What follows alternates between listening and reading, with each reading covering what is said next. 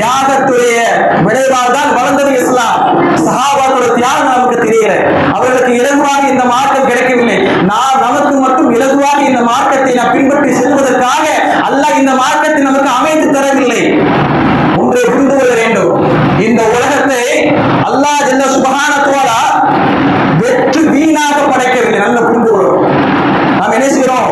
பயன்படுத்தி உருவாக்கி வீசி சென்று விட்டு நம்மிடத்தில் கொடுத்து விட்டு நீங்கள் விருப்பம் போல் இந்த உலகத்திலே வாழ்ந்து கொள்ளுங்கள், இனிமே மறுமை நாள் வரும் தெரியுமா, அந்த மறுமை நாள் வரும்போது நான் கேள்வி கேட்பேன் என்று அல்லாஹ் சொல்வதற்காக இந்த உலகத்தை படைக்கவில்லை.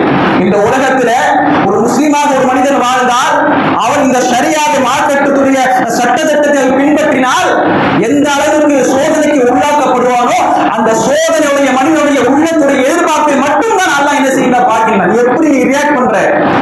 அந்த சோதனைக்கும் கஷ்டத்துக்கும் மத்தியில நீ சரியா வாழ்ந்தாயா? அல்லாஹ் சொல்றாங்க, வல நபுலுவன்னக்கும் பிஷைஇன் மினல் ஹௌஃப், அல்லாஹ் சொல்றான்.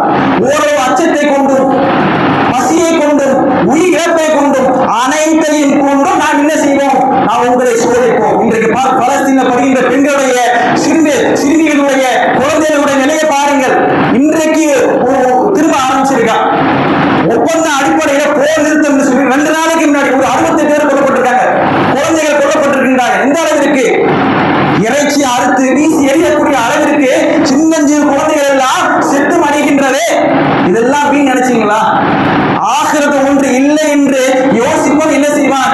கவலைப்படுவான். இப்படி ஆயிடுச்ச, உலகத்துல வாழக்கூடிய ஒரு சமூகம் ஆயிடுச்ச, இப்படி அழிக்கின்றார்களே என்று